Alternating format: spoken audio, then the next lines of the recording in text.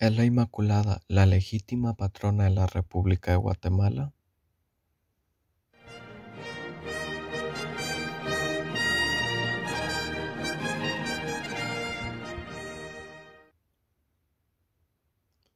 Con este video queremos exponer públicamente los hechos que afirman rotundamente el patronazgo de la Inmaculada. No queremos exponer nuestro pensar, sino las acciones. La historia del catolicismo en Guatemala está muy carcomida por el paso del tiempo y por el poco estudio que se le ha dado, por lo que es muy fácil que se generen ciertas confusiones en cuanto a las épocas y eventos. Además, Guatemala ha sido víctima de los desastres naturales, las persecuciones y otras situaciones más que no ayudan a esclarecer la historia, transmitiéndose algunas cosas por tradición oral y otras transformadas en realidades históricas que nunca sucedieron. ¿Es entonces la Inmaculada la patrona principal de Guatemala? Sí, en primera instancia se dio para pedir su protección sobre la ciudad cuando en 1616 se hizo un voto que dio por resultado que en 1617 se confirmara con una procesión y el título de patrona tutelar de la ciudad. Más adelante se confirma su título con la Real Cédula de 1640, teniéndola como una de las fiestas principales junto a Santiago, Santa Cecilia y Santa Teresa de Ávila. Así se mantuvo como la patrona principal durante toda la época de la colonia. En 1821, los próceres, según narraciones de Ramón Salazar, pidieron se mantuviera su patronazgo y que se pidiera la declaración dogmática a la Santa Sede.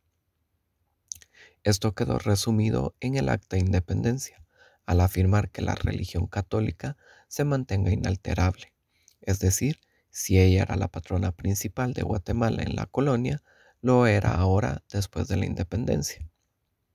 En 1850, Rafael Carrera confirma el 8 de diciembre como fiesta de la República, entendiéndose que era el día de la patrona principal. Por esa razón, luego el triunfo en la batalla de la Arada, Rafael Carrera mandó a cantar un Te Deum en San Francisco para agradecer a la patrona del país la victoria obtenida. Además, daba una aportación económica para las fiestas de concepción de dicho templo, lo que también sucedía en el templo mercedario con la imagen de Jesús Nazareno y de Santo Domingo con la fiesta de Santa María de Magdala. Para algunos devotos, podría sin ninguna duda afirmar que la patrona principal de la República de Guatemala es la Inmaculada Concepción hasta el año de 1930 y que con la coronación pontificia de la Virgen del Rosario, esta vocación pasó a tener el título. Sin embargo, la coronación pontificia solo es el rito de coronar una imagen.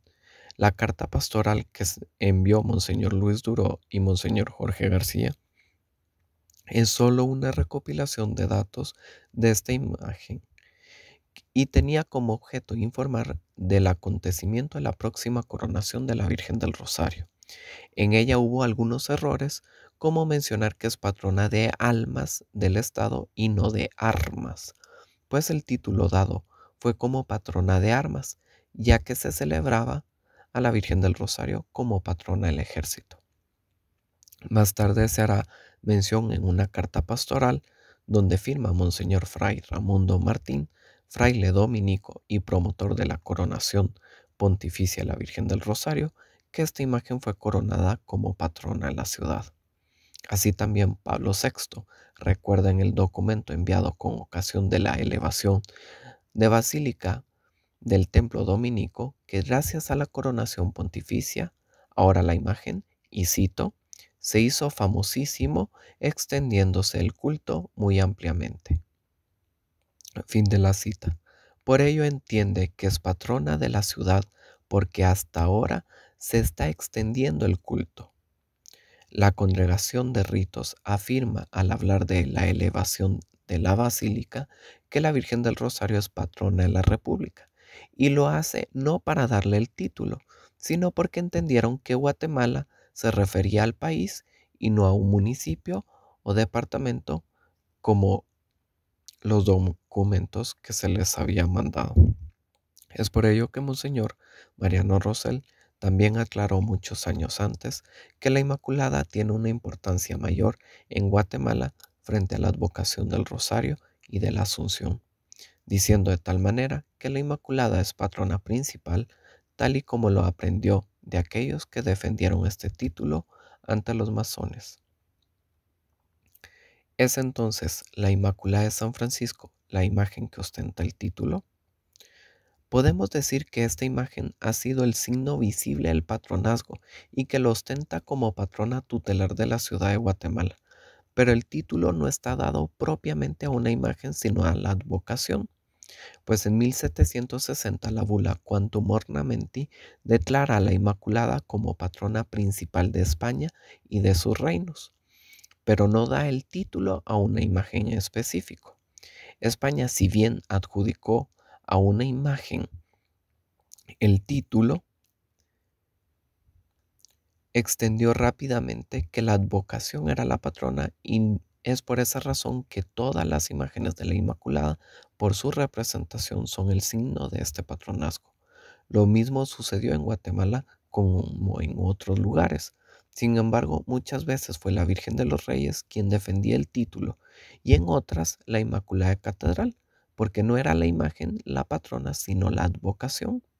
Así que todas las imágenes que representan a la Inmaculada en sí tienen este título, porque como hemos visto, este patronazgo pasó de la colonia a la Guatemala independiente sin alteraciones, y luego hasta la actualidad.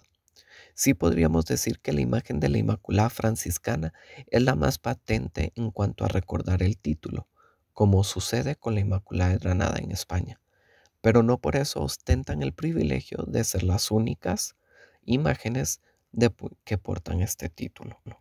Entonces, si yo defiendo esta verdad, ¿estoy atacando a los devotos del Rosario? No, en ningún caso, porque lo que se está haciendo es aclarar los títulos y desenredar la historia. El patronazgo es recordar la protección de Dios o de la Virgen sobre nosotros, de tal manera que la Virgen, que es una, siempre lo hará, pero los patronazgos tienen su razón de ser en cuanto nosotros recordamos lo que la Virgen hace por nosotros, y no al revés. Entonces, cuando nosotros estudiamos la historia, nos damos cuenta que para los guatemaltecos era necesario identificarse con la Inmaculada y pedirle su patrocinio, por encima de otra advocación, porque necesitaban llegar a un objetivo. Por ejemplo, don Antonio Larrazábal llegó a ser presidente de las Cortes de Cádiz en 1811, y una de las cosas que mandó a pedir es que se acogieran bajo el patrocinio de la Inmaculada. Eran las instrucciones que habían recibido del Ayuntamiento de Guatemala y aparte lo hacía como diputado de las provincias de Guatemala. Este sacerdote además era el rector de la Universidad de San Carlos, canónigo penitenciario y párroco del Sagrario. Los ornamentos azules fueron dados a Guatemala como a otros lugares por esa lucha de buscar la declaración dogmática. Y para nosotros esa lucha está estrictamente relacionada al patronazgo, a esa insistencia por llamar a la Inmaculada primera y principal patrona de Guatemala, primera y principal patrona de la República de Guatemala. Por lo mismo, al usar los ornamentos azules, estamos recordando esa lucha por la declaración dogmática que se veía reflejada en el patronazgo de la Inmaculada como la primera y principal patrona.